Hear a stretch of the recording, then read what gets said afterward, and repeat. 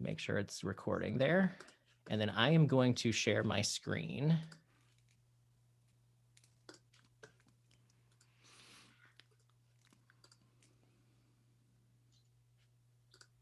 There we go.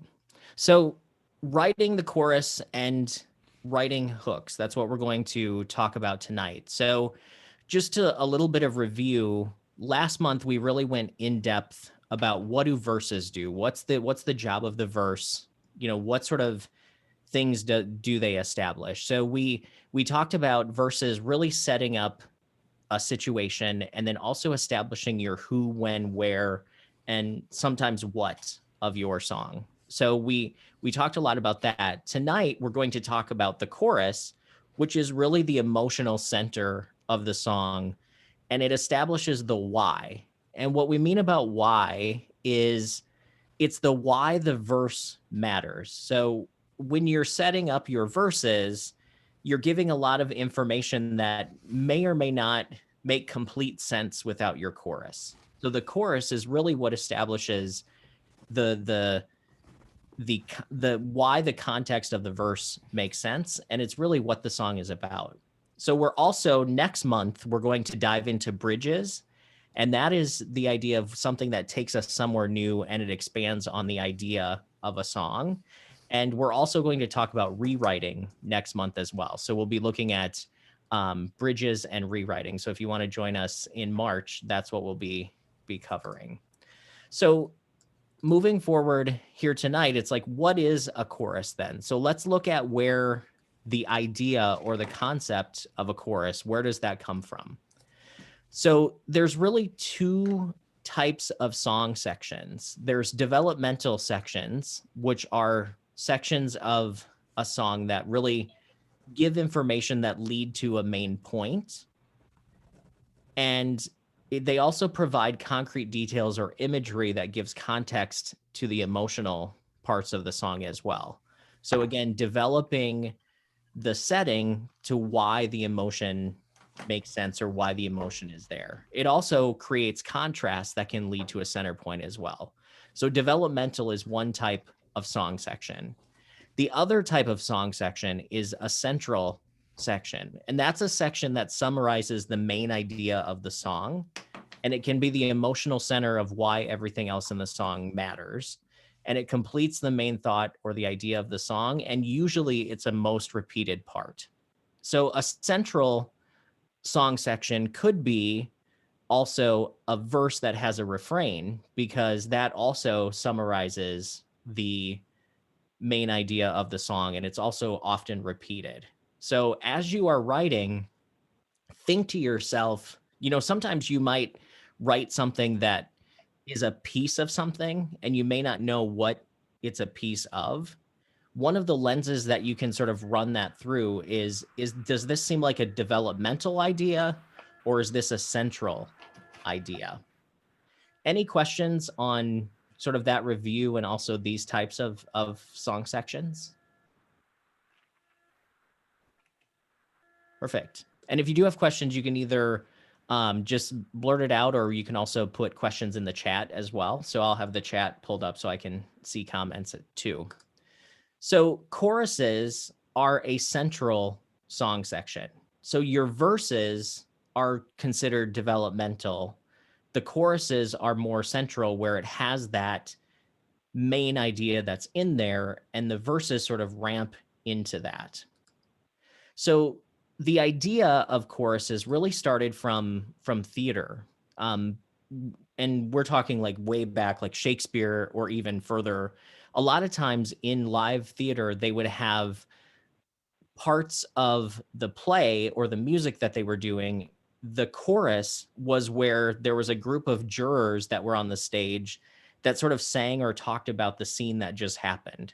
So a lot of times the play would be going on, they would do a scene, and then the chorus or the jurors, what they used to call them, would make comments about it, and it would be more of a group activity. So chorus is really about singing together.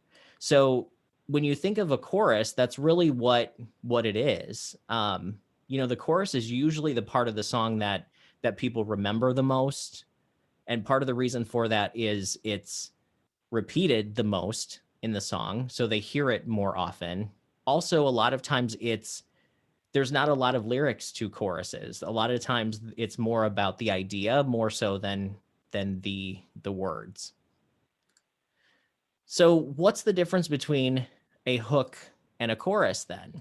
So a hook usually refers to a title or some sort of clever idea or musical idea, lyrical idea, something that is catchy, memorable, and hooks your listener. So that's why it's called a hook, is because it sort of sticks with people and it catches them. So you can have a hook without it being in a chorus. But a chorus then is a song section that's repeated to deliver the main emotional concept of the song. So not all songs need a chorus, but choruses usually will contain a main hook. So choruses contain hooks, but a hook can also be something else as well. Any thoughts or questions on that concept?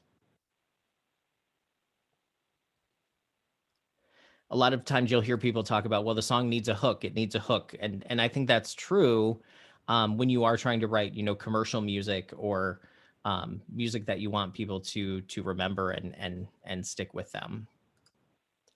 So what is a refrain then? So a lot of people will sometimes use the word refrain for a chorus, which is fine, but usually within songs, a refrain is really a repeated title or hook that repeats and appears in each verse. So usually a refrain would be either at the beginning or the end of a verse section. So a lot of verse refrain songs are sometimes more thought of as songs of the past because not a whole lot of songs use them now, or certain genres do, but it's usually a hook that's at the end of each verse and is not necessarily a chorus. So next up, we're going to talk about writing a chorus and some concepts and principles that can really help you when you start to think about writing the chorus. So we talked about how the verses sets up who, what, where, when. A chorus is the why. So the verses will be developing and explaining to us what happens, and then your chorus will basically tell us either what the characters in the song are feeling about it or what we as the listener should feel about it. So it's think of the thought of verses and chorus is like it's the situation, and then the chorus is the emotion and what is being felt about it. And choruses can sometimes have more information that explains more of the verse, but a lot of times the main emotional weight is happening there. So what happens if you write a chorus first? So a lot of times you might think of a hook or you might think of a chorus, and a lot of times songwriters will start with a title. So you might, Chuck has a question I'll come back to in just a moment. So actually, let's answer the question, then let's talk about if you write a chorus first. So Chuck, a pre-chorus is really like a mini bridge or like a little ramp that leads into your chorus. So it's extra information that helps sort of bridge the verse to the chorus. And your song doesn't necessarily need a pre-chorus, but it can help explain it kind of gives a little bit more context of why the verse and the chorus go together. And it also can add some contrast between the two as well to give some sort of ear candy in there. Great. Thank you. Sure. And then Jay says, so even though Somewhere Over the Rainbow is clearly the hook, because it isn't at the end of the verse, would it not count as a refrain? It would count as a refrain. Refrains can happen either in the beginning or the end of sort of the verse. So if you write a chorus first, it gives you a strong center for what your song is really about. So how many of you write your chorus first and then sort of go to writing the verses?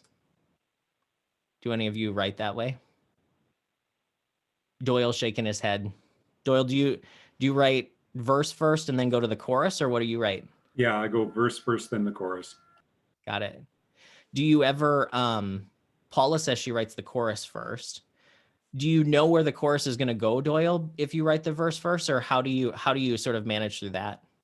I just write the first verse, and then by the time I'm midway through the second, I'll know, oh, I should put the chorus between the first and second, or maybe after the second.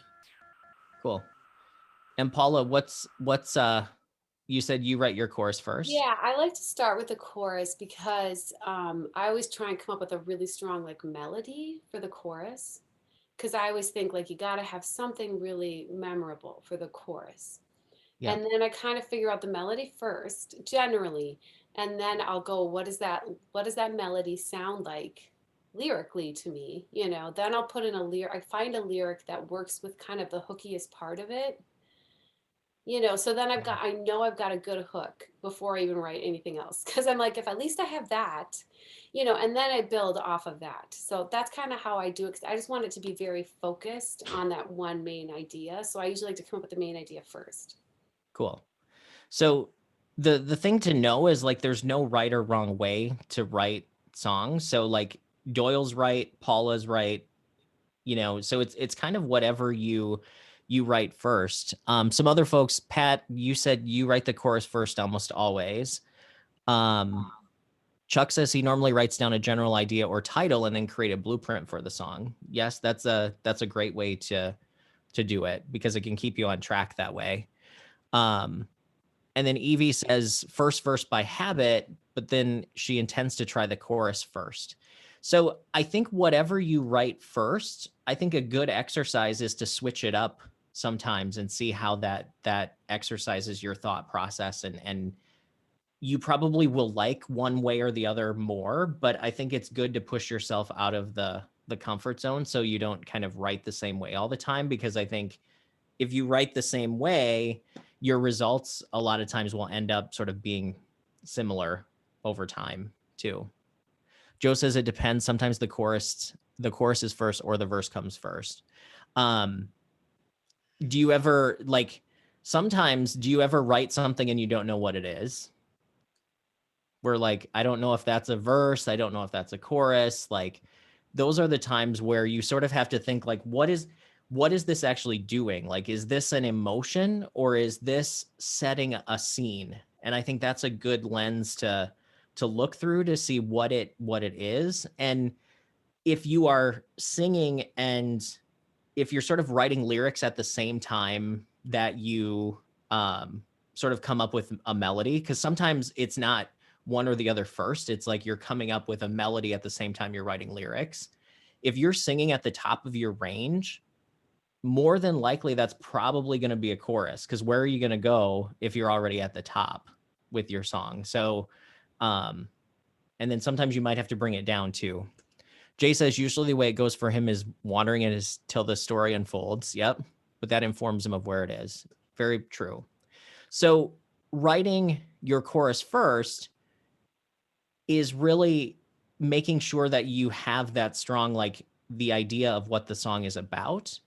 And then it can give you a lot of space to play within the verses, right? So you can start to think of like, how did we get here? Like, what did we do to make that happen? So if you come up with a chorus and it's really about an emotion, how you develop the rest of the song is you can start to ask yourself, who is feeling these feelings, or who are they feeling it about, or what is the feeling? And then start to ask like, what happened to make them feel that way or make you feel that way? Also, you can ask, where is it happening? When is it happening? And write down all of those answers into kind of like a paragraph or outline form, because then that can give you that sort of outline that Chuck talked about, where you can start to put together what the rest of the song looks like.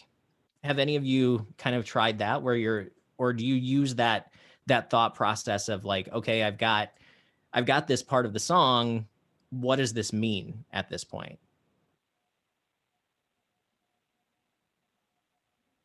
Chuck's thumbs up. Cool. So if you write your verses first, you can ask yourself, what is the character feeling and what should I or the listener be feeling about what is happening? So that can help you. If you have your verse first, you can come up with what your chorus may be about. And a lot of times you've heard us talk about object writing or destination writing in these workshops.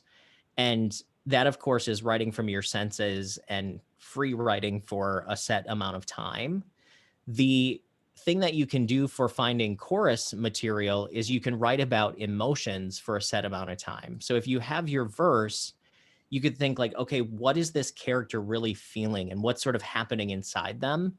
And then just free write that for a few minutes. And then that can be a great palette that you can use for lyrical content within your chorus as well. Also, pay attention to how your verses will color the chorus. Does your chorus mean a little bit more or mean something different every time that comes along? So that's something to pay attention to too, and make sure that your verses aren't really saying the same thing every time, because if your verses are always saying the same thing, your chorus never really gets any deeper. It is what it is.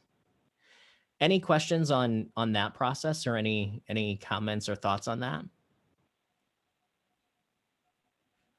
Perfect. So the next piece is your chorus really should be written in a way, like I just mentioned, that you can recolor it with the verses and help the chorus mean more as the song goes on, which we already covered. So chorus structure, this will be the next piece that we'll talk about, is what's sort of happening under the hood and what is happening from a structure standpoint. So there are two types of chorus lines. And chorus line, that sounds funny, like a chorus line, but chorus lines, there are title lines and then there's non-title lines. So the difference between those is a title line is a line that contains the title or the hook of the song. The non-title lines are lines that don't contain the title or the hook.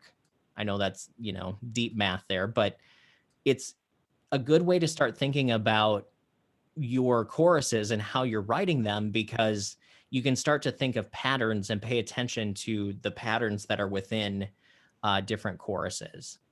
So one way to write these is title would equal a T, and then a non-title line would equal a dash.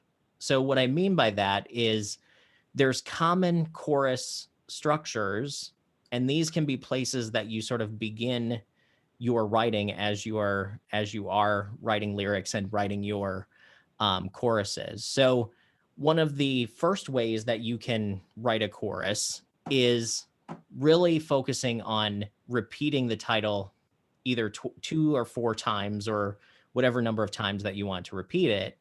But that's one of the easiest ways to write a chorus, is to just repeat the title. But if that's the case, your title has to really contain the main idea of the song, and the verses have a lot bigger job, because the verses are where all of the information is coming from. So the verses are telling all of the story when you do that. Some of the other places that your chorus or your title can sit in your chorus is at the beginning and the end.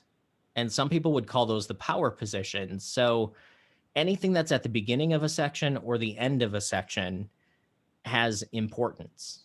So the most powerful position is at the end. So a lot of times in like country songwriting or a lot of songwriting, there's a bunch of see if we can go back here. There we go. There's a bunch of non-title lines followed by the title at the end. So the title is kind of like a payoff, or a kind of comes to that punchline at the end. So one of the things that you can think about is, where should I put this? You can put your title in the beginning, have a non-title line, title, non-title, or you could do the opposite. You could have the title at the end, title at the beginning, or any combination of that. So we're going to do an exercise here in a moment using some of this structure. Jay says, are there any title implications where the chorus describes what the title is? What do you mean by that? Like the chorus is sort of setting up what the title means?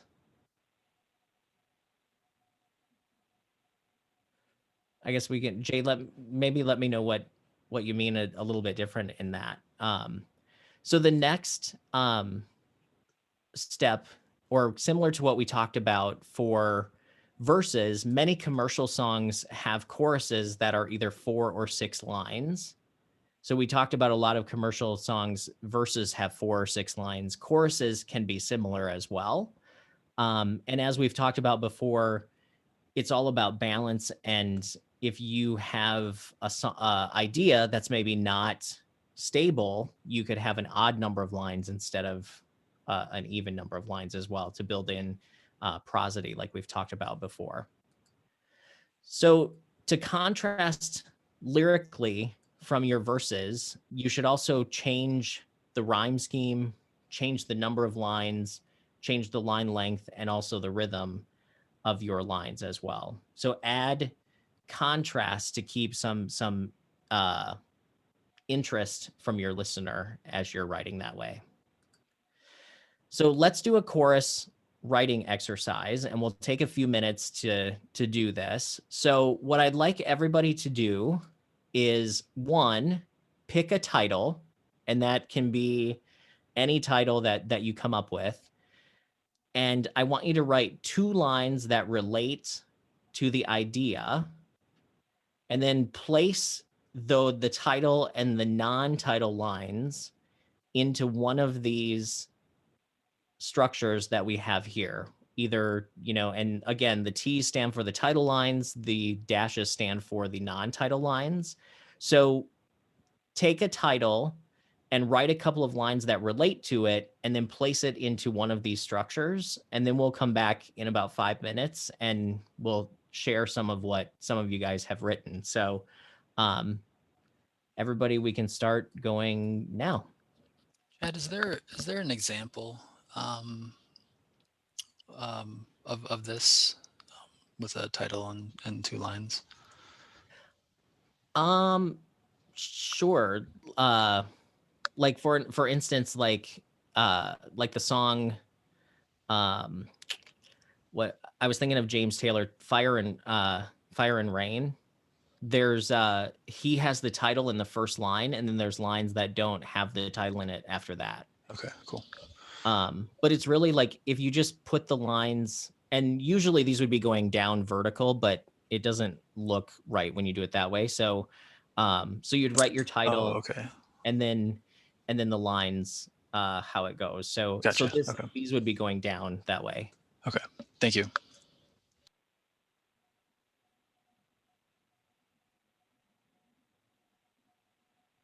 So Jay, you said by implication, you said there's never a title that's stated, but there's metaphors in which it clearly reflects to the title of the song. I think metaphors definitely can give an idea for emotion, but it doesn't necessarily imply a title. I mean, I think that would be maybe pretty artistic to do it that way, for sure.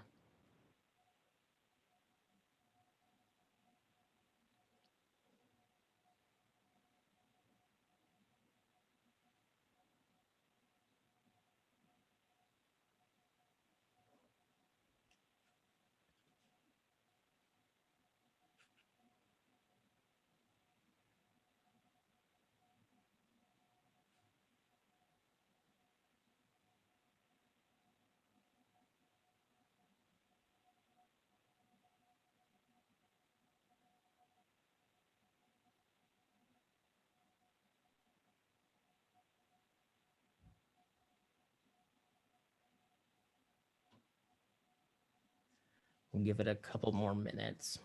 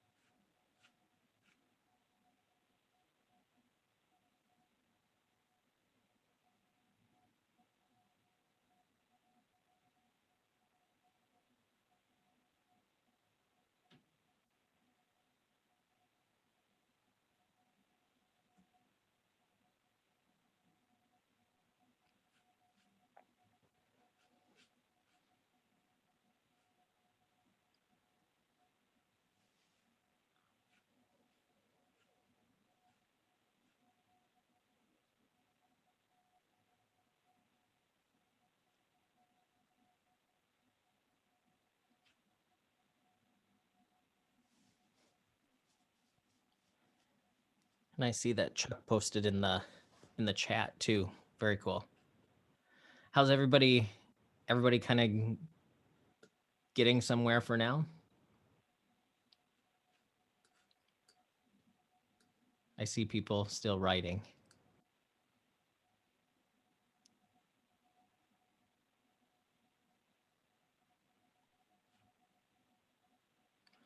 So give it just another minute and then we'll move on. Greg, how was this for you? I had to unmute there. It was easy. Well, I'm saying that before you hear this. It was horrible. Might have been easy for you, but it might be hard on us, right? Yeah, the recipients are the ones that'll pay. Yeah, that might be a song right there too. Yeah. It's easy on you, but it's hard on me. Hey, I like that. So Chuck had shared in the chat. So let's start with his first. So his chorus was oh, it just moved. Okay, there we go. So Chuck's was I'm missing you, you're far away, been too long, sending you my love. So a lot of times we start to overthink writing choruses and we start to overthink writing songs in general. This is a great way to write quickly when you sort of have maybe a title idea and you sort of know what it's about. Just write some lines about it and plop them into these different structures, and then also try different structures to see what feels right. So in Chuck's case, you could change the order of this. You could change and go, sending you my love, I'm missing you, you're far away, sending you my love. So you could have it on the front or the end, or the front or the back end. Or you could say like, I'm missing you, sending you my love, been too long, sending you my love. So then it's like the either or. So it's a great way to sort of change the order and see what sort of clicks with you. Because I think a lot of times we start to write and we think like this is the only way that we can write it. So try moving the lines around. Let's see. So Jay wrote shoes off, hats on, dancing in the rain with the radio on, sipping on in till the early dawn. We're staying. Whoops, it moved again. We're staying 15, keeping radios on. So is the title Radios On there, Jay? Cool. So yeah, so that sounds like a country song to me. That's cool. Joe writes, I'm a prisoner in my own house. I'm a prisoner and I can't get out. So I'm a prisoner is, I'm assuming, the title there. Michael's is it's all hard ground, whether your fingers are calloused or the light inside has dimmed, it's all hard ground. So he did the front and the end. Pat's is I hear your voice everywhere. Were there more lines, Pat? Paul. I goofed that up. I hit return. I was going to write more on that. I got like five lines. So I don't know if I should just give it to you or type it. Yeah, you can just recite it if you want to. I don't know if I got this right. I might have screwed it all up, but if I'm understanding it right, in dog years I'm already dead. That's the title of the song. So why am I here singing this song? In dog years I'm already dead. Would you help this old guy move along? In dog years I'm already dead. Cool. That make any sense? Yeah, totally. How would you sing it? It sounds bluesy to me. Yeah, bluesy, or maybe da da da da da da da da da. Maybe ragtimey. Sure. It's got to be kind of silly sounding, so I would think because of the theme. So you want to make the music light, or you could make it really sad.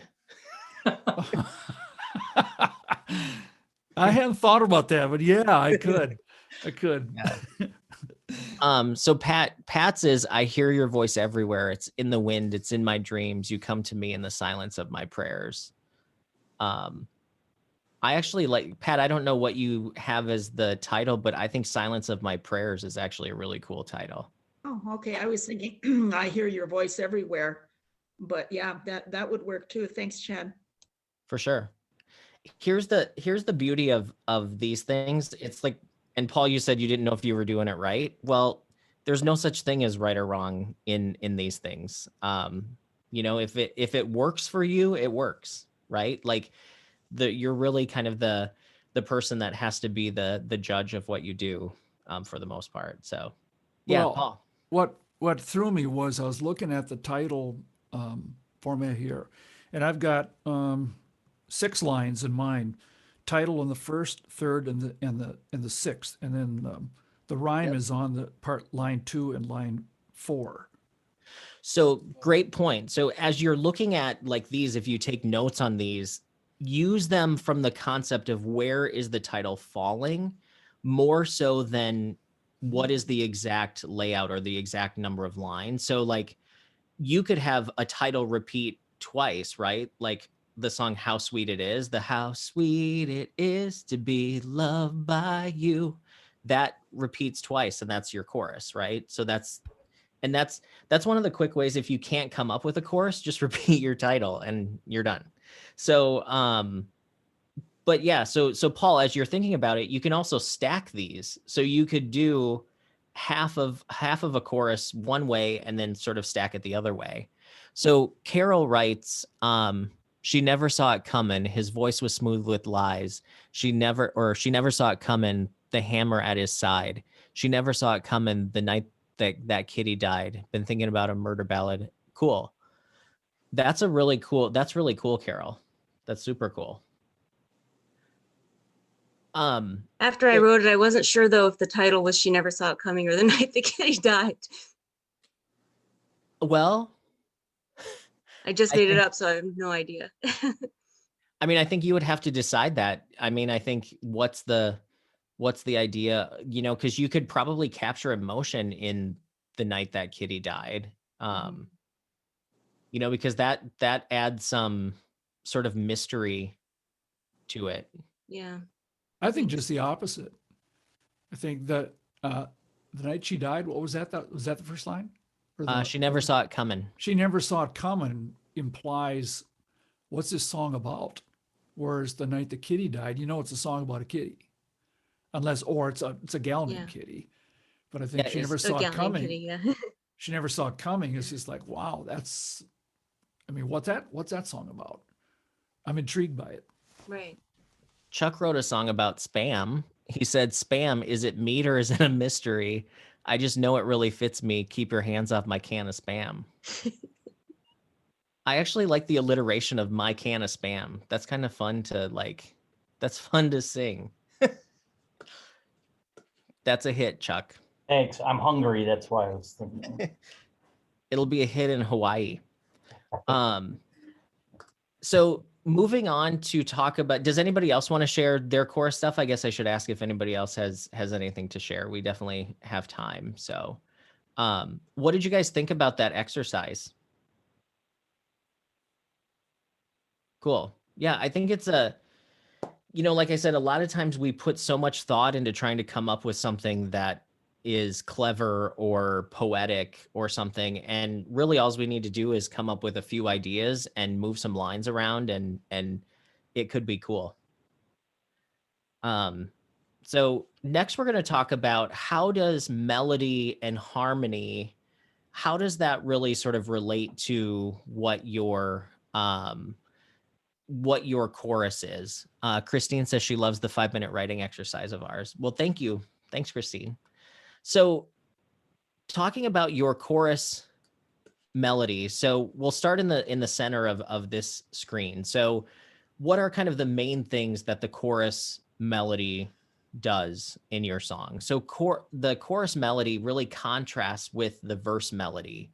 So you should try to make sure that whatever is happening in your verse is different than what's happening in your chorus. So when you think about that, there's a lot of different ways that the melody could be different. It could be different in pitch. It could be different in rhythm. It could be different in the note length. So like how long are, are they long notes? Are they short notes? It could be how many rests there are. A lot of times we think about the notes, but we don't think about the space between the notes, which makes a big difference. The other thing is a lot of times your chorus melody is going to be the highest part of your song because it's usually one of the most, so you hear people talk about tension and release. So within songwriting, you're kind of always trying to build tension and then release it because it sort of is that payoff. And what happens is your verse is really the floor where everything sort of launches from. And then everything from there kind of builds tension. And your highest tension is probably in your chorus. And then you release it going into the next verse. And then you build it up again until you get to the second chorus. And then you can either add more tension in the bridge or you can release it in the bridge and then go back to a chorus. But a lot of times the chorus melody is going to be your highest part. But again, there's no rules, there's only tools. So there are songs that the chorus is actually lower than the verse. But I think it's more common that your chorus is higher than the verse. Because I always have someone say, well, what about this song? The chorus goes down. And it's like, yes, there's tons of songs that do that. But most of the time, if you're trying to write sort of somewhat commercial or somewhat, the ways that people are used to hearing songs, a lot of times the chorus is higher. Another thing about the melody is the chorus melody should have a hook and it should be really, really easy to pick out. So Pat asked a question in the chat. She says, can it be different in tempo? You could change the tempo, but be careful with that depending on the way that the direction you change it, because if you slow it down, you kind of take the air out of the balloon in the middle of the song, unless that's what's happening in your idea, right? That would be the prosody piece of it. One production trick that some people will do is they will speed up the chorus by about 1 or 2 beats per minute because it adds some subliminal excitement in when people hear it. It adds a little bit of extra momentum to the chorus, and then they'll pull it back down 1 or 2 beats per minute when you go back to the verse.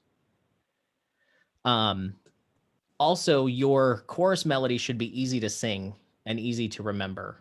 So don't get too complicated with it. Any questions on that center piece of this? Just a question on the tempo thing. Sure. Does that make you feel uncomfortable when it changes like that? I think it depends on how it's done. Okay. Tempo changes. So if you've ever heard someone record without a click track and they're just you can get away with it if it's just you and an instrument, but have you ever, I don't know if you guys have ever heard a band record and they don't record to a click track and there's these tempo changes and it that sort of messes with you and doesn't feel right, Greg, because most people are so used to hearing things that are completely quantized and on beat that if there's changes in the tempo, it messes with people. But if you just change your chorus by a couple of beats per minute, it's not enough to really notice that the tempo changed, but it subconsciously makes it feel faster. And so when you switch back to the next verse and slow that tempo down again, it's a smooth transition? Yep. Okay. I'll try that. Because you're kind of releasing that tension that was built up, and then you're sort of giving people a breather, and then you'll go back right to it. A question. Sure. I'm sorry. Now, when you're saying the tempo, are you talking about changing the tempo or changing the time signature? I'm just curious. I'm not trying to be argumentative. Nope. So we're talking about the tempo. So the tempo would be the beats per minute. So it's, but you could change time signature too. Okay. I was learning. Thank you. Yeah, no problem. Evie says key change okay in the chorus. Yeah, you can change keys. You can modulate. It's totally cool. One trick that you could do is you could have your song be in, so there's a couple of different, there's types of modulation. So there's types of key changes. There's what we would call parallel key changes, which is where you have the same root note, but you're changing the mode. So an example of that would be you would have your verse in G minor, and then your chorus would be in G major. So that would be what's considered what they would call a parallel modulation. So you could have, and it could be any mode. So you could be in like G Phrygian in your verse and then G Mixolydian in your chorus. And for those of you that don't know those words, those are modes. We could probably have a whole like week session on how modes work. So don't get too caught up in the theory of it. But the idea is the easiest one is from minor to major or major to minor. Jay says, are those Greek scales, Ionian, Aeolian? Yes. Yep. Those are the modes. So there's 7 modes. The other type of modulation is a relative modulation. So that means you would modulate from one mode to a different mode within the same key signature. So what a relative modulation would be is you would start your verse in A minor, but your chorus would go to C major. So you're in the same relative key.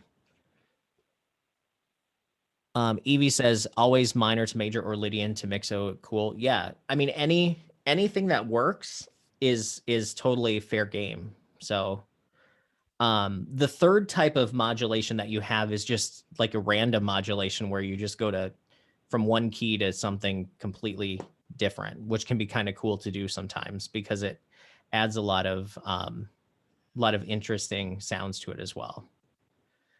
Chromatic, yep, for sure.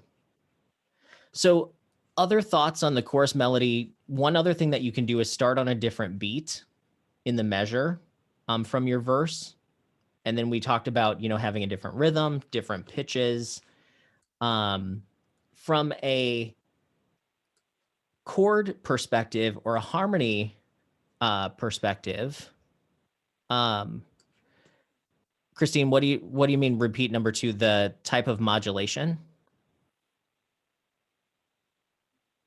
The second type of modulation was relative modulation, where you go from one mode within the same key signature to another. So it would be like going from A minor to C major or C major to A minor or whatever the relative minor or major is. You could also do like a D Dorian to like a C major too, because that's in the same key signature. But I don't want to get too deep into the modes because it just becomes a lot of music theory. And the cool thing about songwriting is you don't have to be a music theory master to write some really cool songs. But theory just kind of tells you what the name is for different things. So choruses can have the same chord progression as your verse, as long as there's contrast in other areas. So you always want to be thinking of how can I contrast these sections so they don't sound boring. You can also obviously change the chord progression, and you can also change instrumentation and patterns to contrast with the verse as well. So any other questions or thoughts on that? Or does anybody want to share kind of how they approach melody when they're writing their choruses? Paula, you talked about kind of starting with melody first. What's kind of your approach to that? Yeah, well, I always like to try and have something that's a hook that someone could sing along with. Like I'm always thinking like, what's catchy? And if it's catchy to me, then it's probably catchy to other people. So I'll just sing melodies over and over again until I find something I'm like, ooh, I like that. So I just kind of play around melodically, but I love melody. So I just do that and I can come up with 100 melodies for the same chord progression. And I just keep going until I get something where I'm like, oh, that's cool. And it's a little unique. I haven't heard it before, And then I get that main idea. And then I think, okay, now how do I build it, or, you know, and I kind of build off of that, but I kind of get the main melodic idea and then a lyric idea there in that, because I always think it should be like the most interesting melodic idea matches like the title of the song or the hook or the title, I would say. So either Yep. that's the first line or the last line of the chorus, and it's the most interesting because it's the one you want people to sing. They want to be able to sing it again. So that's kind of how I approach it for the chorus. Are you, and just I mean, obviously I know kind of how you work, but I'm asking this for everybody else, but Yeah. are you starting with a track, or are you singing to like you playing an instrument, or what does that look like? Yeah, usually I've got like a chord progression and I'm like, oh, I like the way this chord, or I'm writing to a track, like Chad, if you send me a track or something, or if someone sends me a track, then I'm going to that chorus part and focusing on that first. Because I want to get a really good, strong, to me, melody's most important on the chorus. And then if I'm going to contrast, it's easy to contrast because I already have the strongest part melodically done. And then I can go, okay, now I'm going about to this note on the chorus. So for the verse, I'm going to go lower than that. Or I'm going to, like if I start on the 1 for the chorus, I'm going to start on the 2 or the 3 for the verse. So it's different. So to me, establishing the chorus melody first kind of gives me a place to go with the other sections because I'm contrasting the other sections then. Yep. And it doesn't matter what section you're starting with. That's exactly the thought process that you should have. But you said something that, and I don't remember if I have it in here, but it's definitely something we should talk about, is melodically your title, and this goes along with what Paula just said, is your title should be melodically different than the rest of the chorus, because that's the part that should stand out. So you should shine a spotlight on that. So if you because I don't know how many of you have heard a song where they just kind of rush over the title at the end of the chorus, and a lot of times it's because they're just they're filling in the 8 bars of like the standard 8 measures, and then it's like, okay, now I'm onto the verse, and it totally washes away the impact of the title. So what you should do is really focus on how can you make that title stand out, and you should actually make the title contrast to the rest of the chorus as well. So that's a Yeah, really great point. I always think it should be like the thing that you remember because then you Yep. remember the title and that, you know, but now I've seen a lot of songs recently, like on the radio, where the title is barely even in the song. So that's like a Yep. different, which is interesting, and I think you can get away with that. But if you're gonna try and get your song, you know, to be memorable, I feel like the title should be in a memorable melodic part of the song. And I think if your goal is to write for a lot of people, like writing commercially and things like that, I think, yes, songs on the radio, some of them don't have a title, but are those the top chart songs? You know, maybe or maybe not. If you look at the top charts that hit the most people, more than likely you're probably going to see that there's some sort of definite hook that, you know, people hang on to. So that great. So thanks, Paula. That was awesome. So chorus harmony, you know, we talked about you know, having the same chord progression, but the melody and everything else should sort of change and have contrast. But you can also change how often you change the chords to add contrast in the chorus as well. So what I mean by how often you change chords is if your chords fall on, you know, every 4 beats, so like every measure has a new chord in your verse, then maybe try in your chorus having the chord change every 2 beats instead of 4 beats. So you change sort of the harmonic, what they would call harmonic momentum. So it actually is the same chord progression. So the chords are in the same order, but they're changing how frequently they change. And by changing that, you can add different senses, a different sense of forward momentum. And you could also, you know, stretch them out or like make them change more often. But here's the key to chord changes and how often they happen. It's kind of the the inverse proportionate to what your melody is doing, right? So if your chords are changing a lot, you probably want a more static melody on top of it so it doesn't sound totally frantic and changing all the time. So a lot of times what you'll do is if your chords change a lot, you'll have longer notes that are being held so it doesn't sort of overwhelm your listener by doing that. And the opposite is true, where if you have very few chord changes, you could have more activity in your melody in those song sections. So just something to think about and even experiment with. You know,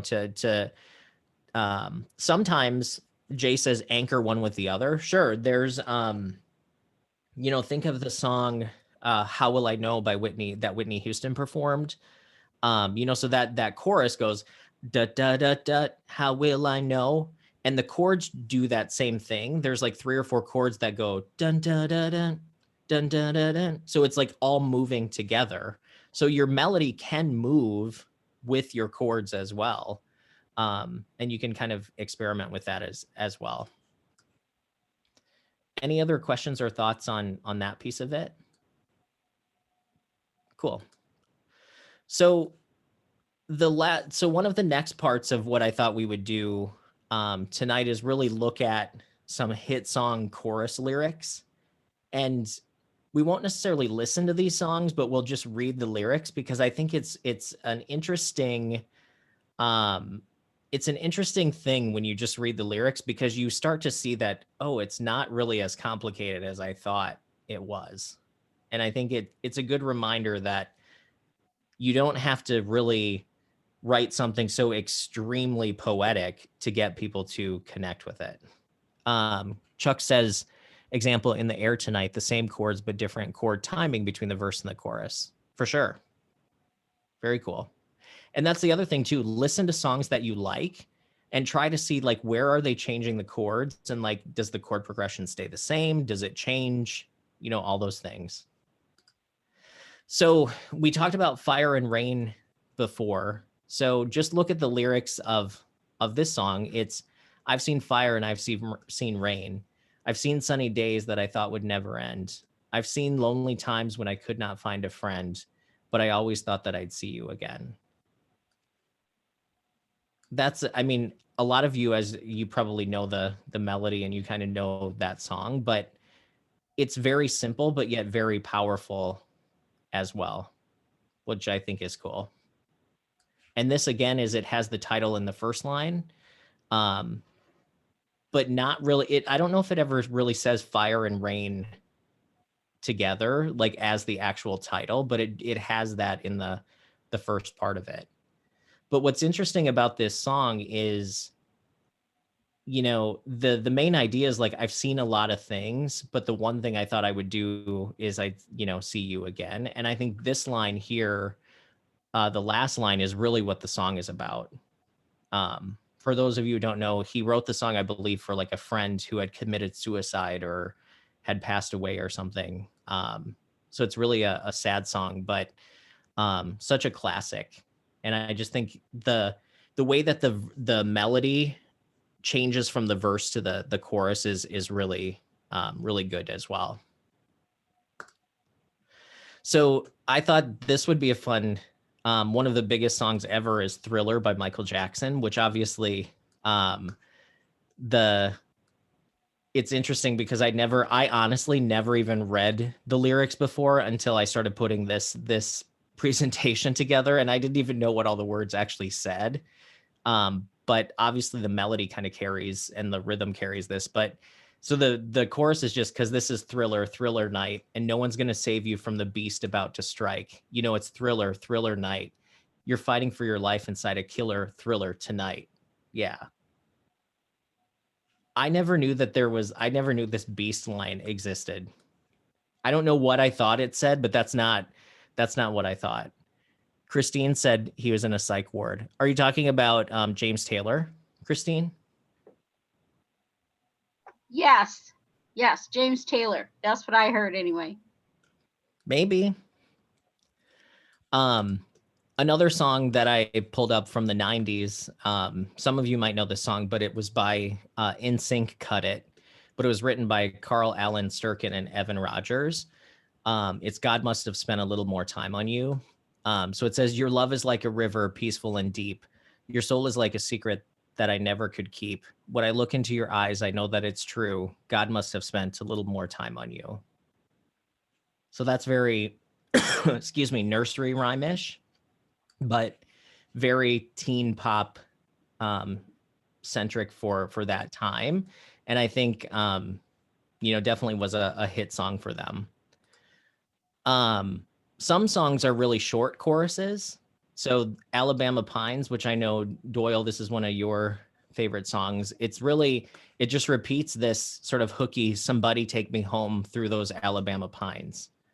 So really your chorus doesn't have to be long if it sort of sums up, what is being said. And then I pulled one from Taylor Swift here today as well. So this one, I feel like it builds up a lot of tension and then it releases the tension at the end. So this is her song that she wrote with Max Martin and Johann Shellback, called Blank Space. So it says, so it's going to be forever or it's going to go down in flames. You can tell me when it's over if the high was worth the pain. Got a long list of ex-lovers. They'll tell you I'm insane because I love the players and you love the game. Because we're young and we're reckless and we'll take this way too far. It'll leave you breathless or with a nasty scar. Got a long list of ex-lovers. They'll tell you I'm insane, but I've got a blank space, baby, and I'll write your name. Which I think is just a great song. And you hear the rhythm in just the way the lyric is written. Like there's just a musicality to just the lyric, which I think is cool. So, and I have to tell you guys, I had a dream the other night that I met Taylor Swift. I think I told some of you guys this, but so Taylor somehow, I ended up meeting her and she was giving me this like this press kit because she needed me to help like promote her new album or something. And I was like, Taylor, like I do these workshops for the Minnesota Association of Songwriters and like, it'd be really cool if you came and did a workshop. And like, she like agreed to do it. But then in the dream, I couldn't find her phone number. So we could never like make it happen. But so wouldn't that be awesome? Have Taylor Swift come and teach us how she writes songs. That would be amazing. So you guys are stuck with me until that happens. But somebody said, does she repeat the whole thing multiple times? She repeats so from like a musical structure, it's almost like a double length chorus, the way that she does this. So the melody repeats twice. So I think it's probably like 16 bars instead of 8. I've never counted it out, but that's my assumption. So she's almost like stacking 2 choruses, but the hook comes at the end, with the blank space thing. Jay says very syncopated. Do you guys want to listen to this song so you kind of know how it goes? Let me pull it up here. I'm gonna stop sharing. Chad, while you're doing that, is it you were talking about the rhythm? You can hear the rhythm as you read the lyrics. Mm-hmm. Is that because the stresses match up with the beats or match up with the rhythm that she's created? Is that kind of what the stresses of her words? I think for me, it's actually more of, it's almost written in like it's almost like common meter, the whole like Mary had a little lamb, fleece was white as snow, everywhere that Mary went, the lamb was sure to go. The way that it reads to me is, so it's going to be forever or it's going to go down in flames. You can tell me when it's over if the high was worth the pain. Got a long list of ex-lovers, they'll tell you I'm insane because I love the players and you love the game. So it's like da da da da da da da da da da da. So that pattern, you're right, Doyle. So it's actually the stress syllable pattern that is causing that rhythm. So but the cool thing is like it doesn't necessarily have to match like something else if you establish a pattern yourself. So your pattern could be different, but hers kind of repeated. And then you sort of knew what was coming next. Like it felt familiar when the next section came along, if that makes sense. So I'm still searching Taylor Swift blank space.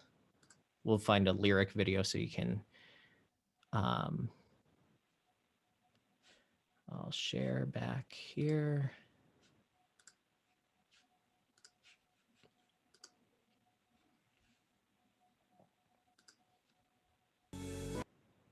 So that is Taylor Swift blank space. So any thoughts or observations on that song?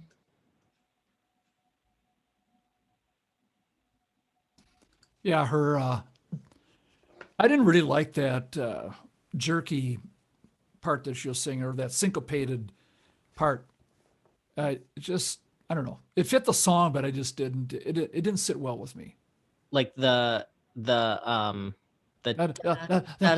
she's like she's gasping for air. Sure. Yeah. It accomplished the stress in me that she was probably trying to do. So I was surprised how dominant the chorus was. It felt like the song was maybe like, 3/4 chorus, like the verses. Maybe it's because we were like paying such close attention, but it felt like the verses were very short. And then it was like, oh my God, here we're back into this like epic long chorus again. Yeah. There are a lot of pop songs like that, and maybe I just haven't noticed because they just kind of flow, Yeah, I mean, a lot of pop songs will sometimes have what's called a post chorus. So it's almost like you have two choruses because they're all hook, right? Because they're shooting for people with very short attention spans, because people are listening either just on like Spotify where it's easy to jump to the next song. So you have to sort of keep people interested, but also like on the radio, a lot of times people don't hear songs from the beginning to the end because they're tuning in at a certain part. So a lot of times they'll repeat hooks. So you are hearing the most memorable piece of it. So it sort of sticks in your head. Evie said it sounds AI generated.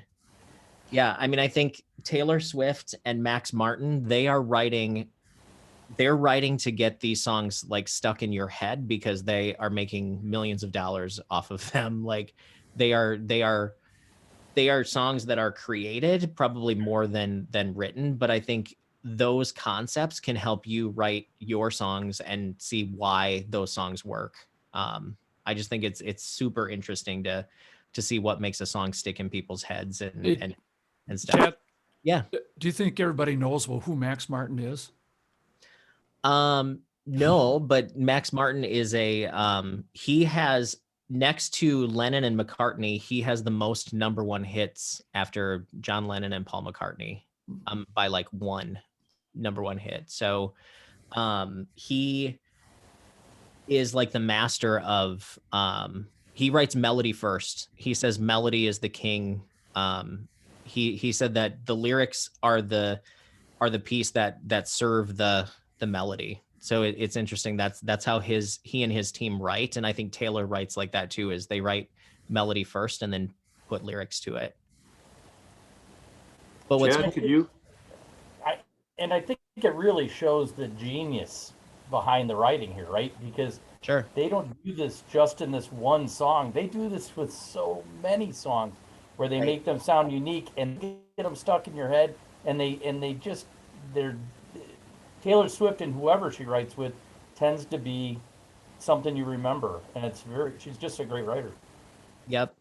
And I saw that's exactly it. And I think that's why like I try to study some of these people, because it's like, what are they doing that makes that happen? And one of the things for me is like, how do they write so they don't sound like the other songs they've written? Do you know what I mean? They sound original, they sound fresh, they don't sound like anything else that's out there. And that's what I think it's, and they would probably tell you that they just work at it and they do it a lot. But I do think there's a lot of craft that goes into it. And Taylor, I saw an interview one time, she said that craft is what she uses when her muse doesn't show up. So I thought that was interesting. She's got an interesting style though. I picked it up on that one. I heard it in a lot of her other songs where she does that. She's kind of building and then she does a drop down vocally Yep. and then gets back up again. She does that technique in a lot of her songs. And then Evie said she's the champion of one note melodies, and that's true too. So the thing about melody is melody has two halves to it. There's pitch and there's rhythm. And a lot of people will say that the rhythm is actually more important than the pitch, because you can have a catchy rhythm and actually change the notes and it will still be catchy. So, I mean, think about the song by the Beatles, Yesterday. There's like two notes, right? But the magic of that comes from the rhythm of how those notes are played. And that's what they build up from like a motif perspective. So next month we're going to talk about bridges and rewriting, but then the following month I think our workshop topic is writing melody first and how to sort of do that. So if you guys are interested in that, you can also Christine says she's very successful and her songs are memorable, maybe because she doesn't eat. Well, yeah, there's a lot of pop stars I don't think that eat very much, but if you guys want to see sort of like how Taylor operates, she has a documentary called Miss Americana. I think it's probably still on Netflix, but it shows her. I mean, it goes through a lot of the celebrity stuff, right? So it's talking about how she's had to deal with that. But what I liked about it the most was how she showed herself in the studio and when she was working on some of these songs and sort of like what her process looks like, which I think is cool. And another documentary that you all should watch, and you can get it on Amazon Prime. It's either It All Starts With a Song or It Starts With a Song. And it's just a great songwriting documentary that will kind of open your eyes to like what the Nashville like songwriting community is like and sort of what that looks like. So check that out if you have a chance to as well. Let me see if I have anything else on my presentation here. Say, Chad, that Taylor girl sounds pretty good. You should let her have a shot at doing a workshop for us once or twice. I know. You know, stranger things have happened. We should start like an online campaign to get Taylor to like do that. And then we'd have to not tell anybody. Otherwise we'd like fill up the Zoom room, you know? But I think like a lot of people give Taylor crap, and I think she doesn't get the respect that she deserves, but she's probably one of the, I mean, for this time, she is probably one of the songwriters that will have a lasting impression, I think. Evie says, is Carole King available? Yeah, that would be cool too. I think Taylor Swift has the potential to be like a Carole King for this time, I think. Or who's the other female songwriter that I really like? It's Carole King and Carly Simon.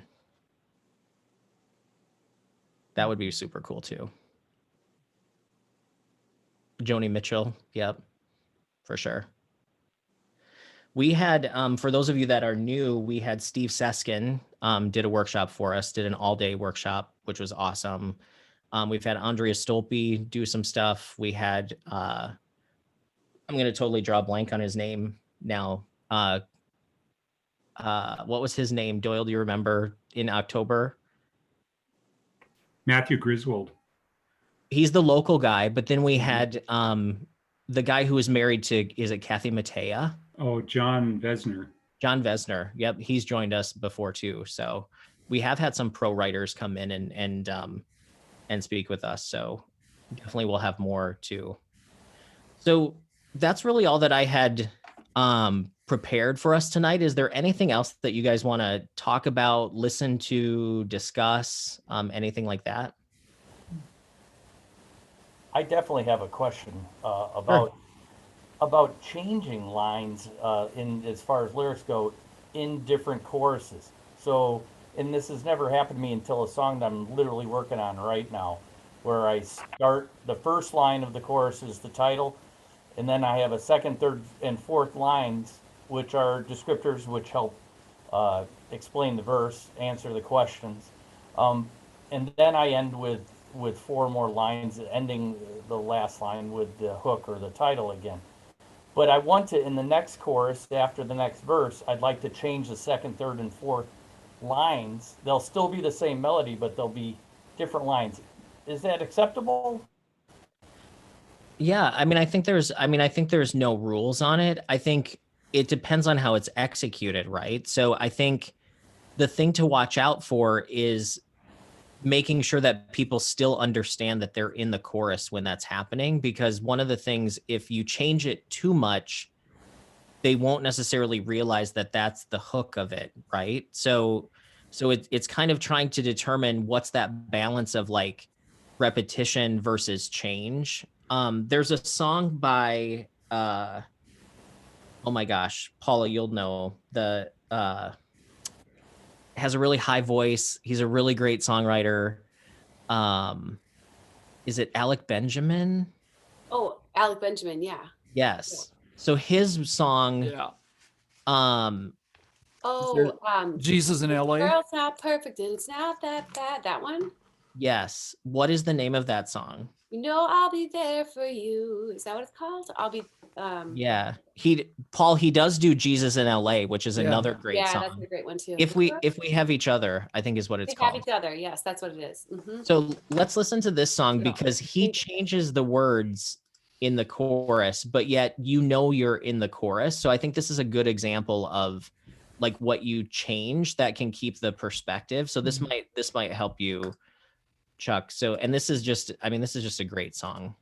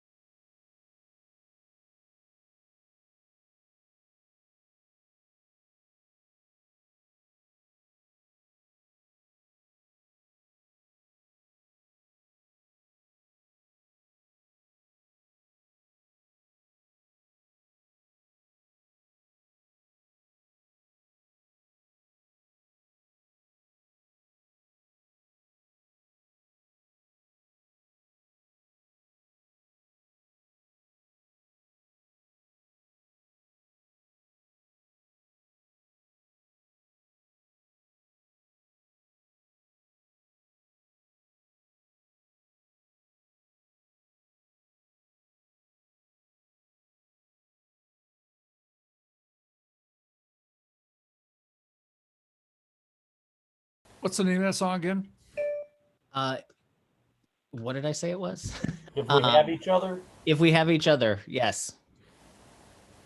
Yep. And Alec Benjamin, he's written a lot of really good songs. Paul had mentioned, I had played Paul one of his songs before there's a song called Jesus in LA, which is a really great lyrical song too. And it's a good example of how your story can progress in a song without huge jumps in a time frame.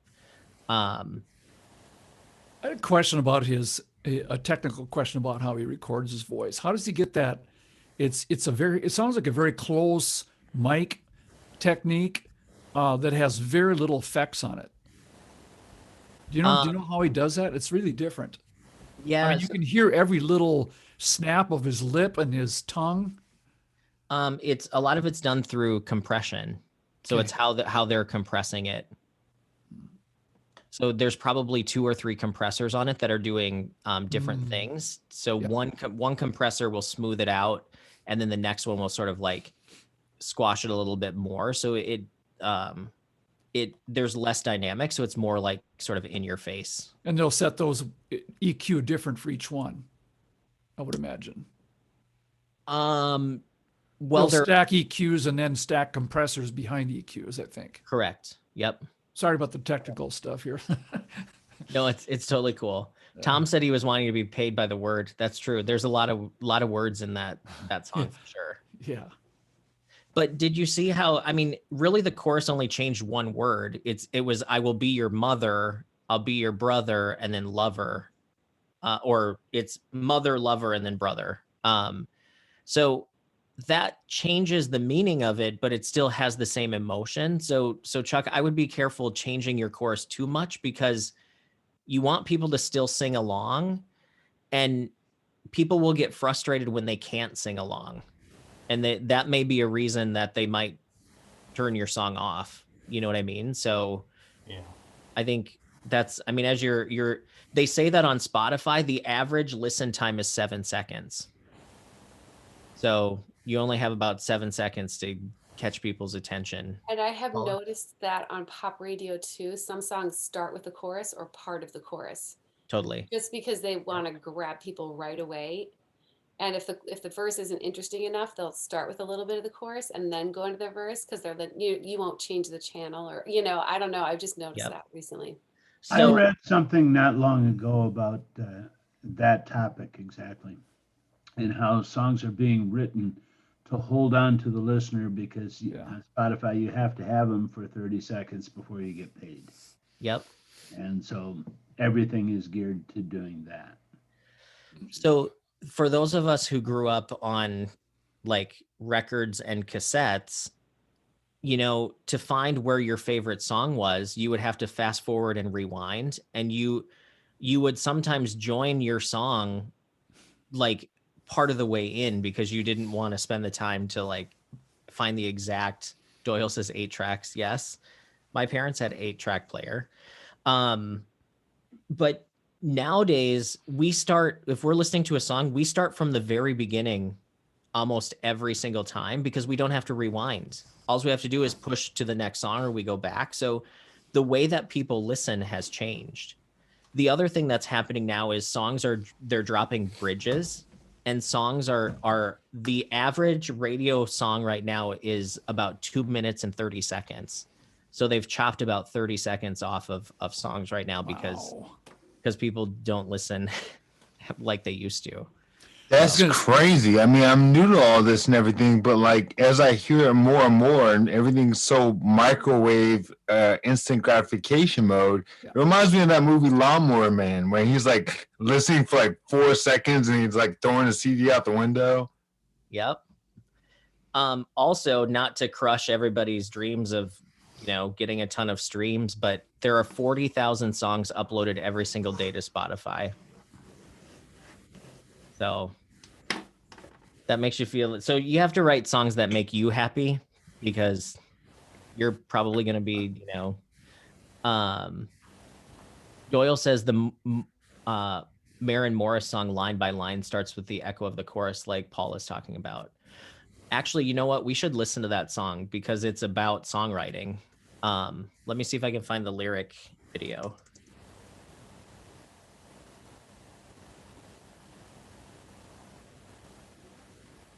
Yeah, this is a great song. I heard it show up on a playlist, which playlists are the new radio now too.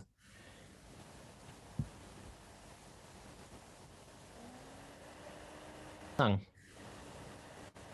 Nice. It's a good song. The first time I heard it, like it didn't click. It was cool because they said something about when I sit down to play, and I was like, oh, this is gonna be like a musician song, and then it's like a love song in the context of a relationship. So I think that's really cool.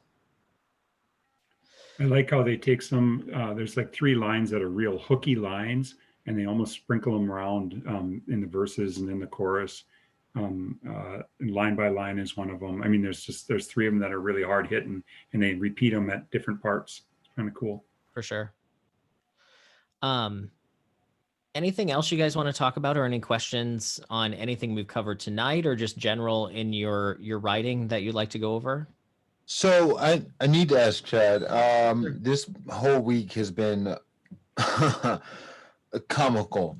I've been trying to unravel the whole scales, modes, chords, seconds, thirds, and so my drill sergeant said, "If you're not cheating, you're not trying." Considering that, I'm guessing there has to be a VST out there that is already structured so that I can lay out second, thirds, fourths, and kind of map out these emotional pathways to what these intervals should aim me at. As I'm trying to learn, maybe be able to learn through practice and try to develop songs around that. I'm wondering if you know if there's any VSTs out there that will allow me to take what was laid as a chord and then take the next interval as a pre-map second or third off of a key. So like, are you talking like chord progressions, like something that can help Yes. you make chord progressions? Yes. So there are, I know a lot of our members use a program called Band in the Box, Okay. which can help you with, chord progressions and getting tracks. There's also, I think, some apps like on your phone that you could probably look up chord progressions, and there's probably some that would create, or you can have sort of preset chord progressions as well. And I know I've seen ads, like I have a nonstop flow of music ads on Facebook because everything I search for is like songwriting and music, and like about, I would say, 3 out of 10 ads I see, I actually end up throwing money at some of these things. But but I think there are some out there that are really like have chord progressions that you can write to and things like that. So you could probably find something like that. Okay. I'll start with Band in the Box and check that out. I appreciate it greatly. Yeah, you're welcome. Hey, Jay, do you play an instrument? I practice to keep the cobwebs from cluttering my mind as I figure all this out. I don't know if that counts, but a dust sweeper, I guess. I'm just wondering if you had ever heard of the Nashville number system. Not yet. If you don't mind, Chad, I'll go really go quickly. for it. Yeah. Basically, there's 7 chords, right? So if you're going to do something in the key of G, and that's usually, in my experience anyway, that's usually determined by the singer's voice, where they're comfortable. So if I'm going to sing something in G, G is 1. And you're going to have in any song, correct me if I'm wrong on this, Chad, but in any song, that the bare minimum you're going to have is a melody, a note, a tonal note. Then you're going to have a dominant chord and a subdominant. So it'd be 1, 4, and 5. So if G is 1, you just count up the scale to 4. So you go G, A, B, C is number 4. So, okay, there's your subdominant. And your dominant then would be the 5, which would be D. Is that correct, Chad? Yep, that's right. Yeah. So, you just take A, B, C, D, E, F, G and assign them numbers, and then wherever you start, you go up 4 or 5. Then if you want to add a minor chord, typically that's going to be the 6th minor of whatever you're in. So if it's G, it would be 1, 2, 3, 4, 5, E minor. 6 would be E minor. C would be A minor. I never learned the number system right away. I kind of just memorized those relative minors, but that's a whole lot of it there. And then you just kind of expand from there. You can go to 7th chords, which I use mostly as transition chords. Minor chords are fun to play with.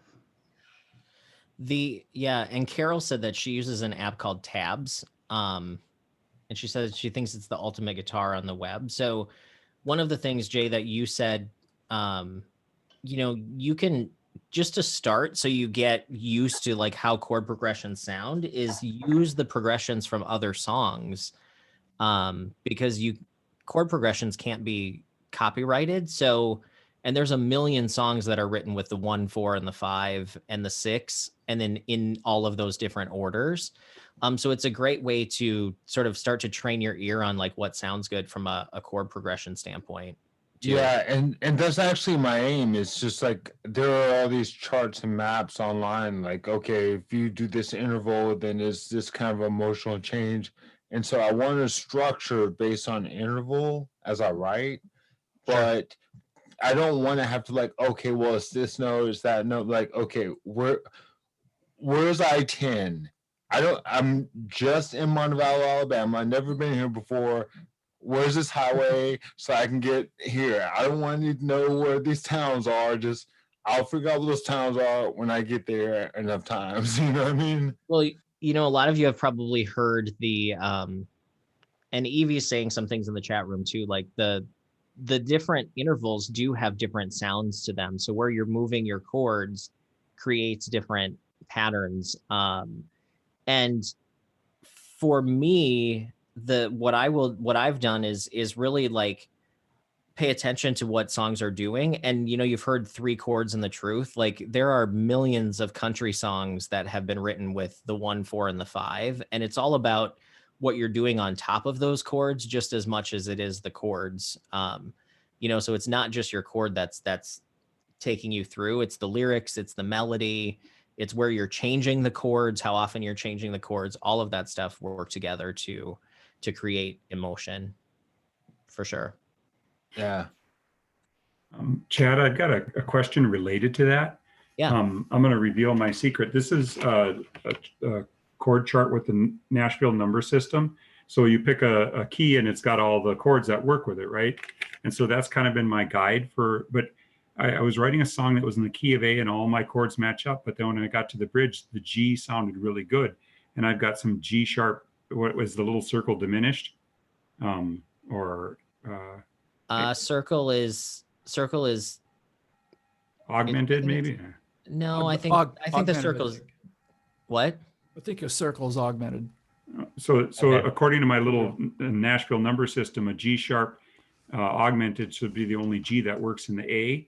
So, but it felt so good, and then I kept it with the G. So, do you know? Did I switch to a different mode, or am I just too far down the rabbit hole? You kept it as like the same notes as a G major chord? Yeah, it was a G major chord. I slipped into that for my bridge, and it works, but I don't know why. So they call that is it? And Paul, maybe you remember. It's like either a sharp or flat 7, because it's the 7th. It's a flat 7. It's a flat 7 because you're going down. Okay.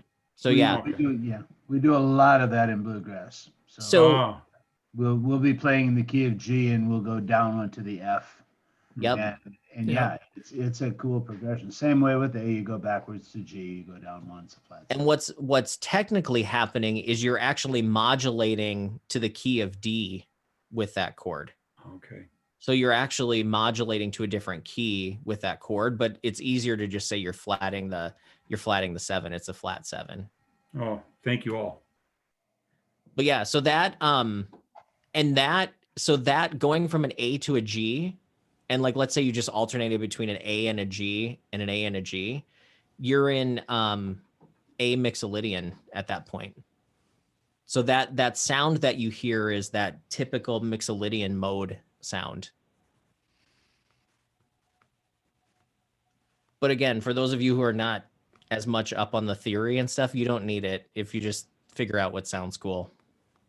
I've known some people that have no idea what they're playing and they play some of the coolest stuff ever. So I took so monthly.com they have different classes that you can take. And recently they had Ryan Tedder, who's a producer and a songwriter. He gave a monthly course and he was showing his process. So it's all about music production and songwriting and stuff. And he said that his goal is to suck just enough to where he keeps himself creative. Because he said he knows a lot of people that know everything possible with like theory and like what's happening when. And he said they don't write as cool a song. So he's like, I don't want to know too much.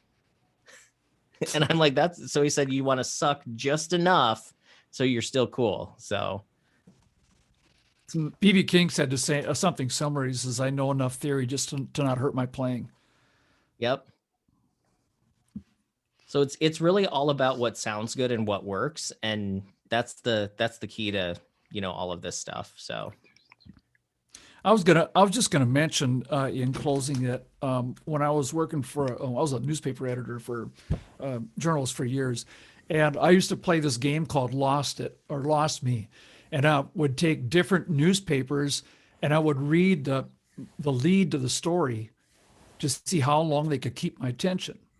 And then I'd say, you lost me. And my favorite one was USA Today, which was written for fifth graders. And I'd read it down like maybe about not even a paragraph or maybe 2 paragraphs. And I'd say, lost me, turn the page and then read it again. So that would be a good exercise for listening to music to see what grabs you and what doesn't. Listen to a song and then say, lost me, change it, find another song. See how long you're engaged in that song, just to challenge yourself. Kind of a fun game if you have a lot of time to kill or waste, I guess. For sure. Yeah. Excuse me, I'd like to say real quick, this has nothing to do with choruses and hooks, but that's okay. Tom, you and your group, I watched your live stream last night, and you guys did an excellent job. For those of you who missed it, go up to the YouTube and check out those is it Double Down Daredevils? Is that the name? Double Down Daredevils, yeah. You guys did a great job last night. We had a lot of fun, and we did that the song Henry Plummer, which was a co-write between me and Nathan and Greg Connor. And that was the first time that one got out in public. And I think it went pretty well. It's an interesting tune. We got a nice little plug for MAS while we're at it, too. Cool. It was a fun gig. And so is it still up? I know it was like live streamed, but is it still up on that site, Tom? Yeah, you can find it on Riverside Concerts, their YouTube channel and their Facebook page. It's live from Med City.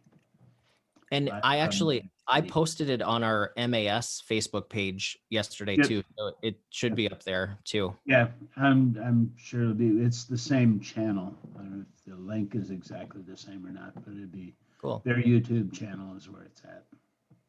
I made a few mistakes. I wasn't very happy with myself, but life goes on. That's life. Live music. I say, if you want perfection, buy the CD, which will be out this coming spring. So it's only a mistake if people notice it. Yeah, these were noticeable. Or if you show you made a mistake is the other thing too. Yeah, no, we tried really hard not to telegraph anything.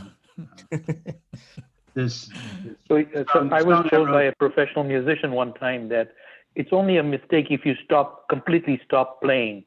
So even if you play the wrong things and everything else, it's a go. The song Larry Lee of mine, I had been working so hard on the lead break for this. There's a guitar break in there, and it's really fast, and it's really about a step and a half above my skill level.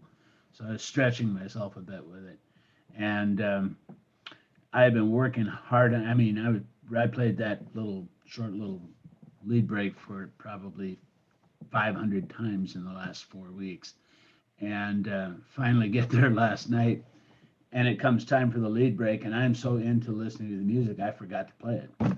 So I mean I did catch it, and I did pick it up and went on with it, but that was too bad. Actually, it was a missed opportunity. Things that happen. I've had that happen before when I'm singing, that I actually start getting so into the music that I sort of forget, like, oh, I was supposed to come in there. Like, oops. Oh yeah, I have a terrible time with lyrics. I have songs that I wrote 10 years ago, and I will get verses mixed up and whatever. And yeah, you're right. You just got to plow through it and keep going. Use an iPad. Most of the time, the band notices and nobody else does. Yeah. Tom, don't feel bad. I watched the Nashville Grand Ole Opry, and Don Schlitz came out on stage to sing The Gambler with his 3-ring binder. And he says, leave it to a songwriter not to not memorize his own songs.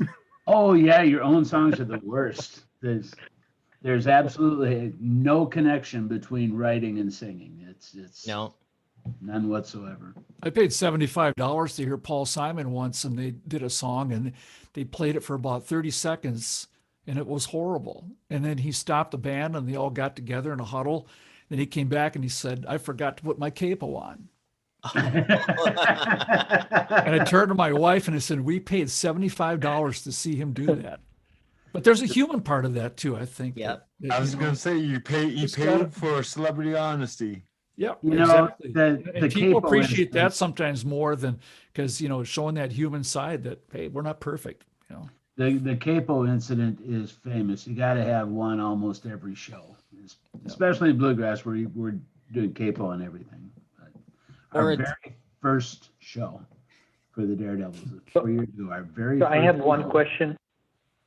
Yeah. I have one question in regards to the co-writing, songwriting aspect that we're going to go through fairly soon. Do we need to pick out partners, or are we assigned? I mean, I haven't looked at the details yet. It just came out a few hours ago or so. So it's up to you. So Brad is Brad is the president of MAS, and that's kind of his. So we all kind of have our projects. So I do the workshops, Doug does the mixers, Brad does the co-write stuff and the song review meetings. And Brad will actually assign you with someone if you don't have a partner. But if you have someone that within, and it doesn't even have to be somebody that's necessarily in MAS. If you write with someone outside, if you're a member, you can still be in on it too. But I know some people have done it where they pick someone, and then other times they just leave it up to chance and see who they get paired with. So it's really kind of up to you. Sounds good. I'll leave it up to chance and learn from the other person. Awesome. Very cool. And then thank you for the workshop, Chad. This is excellent. Thank you very much. Oh, thank you. I appreciate that very much. Yeah.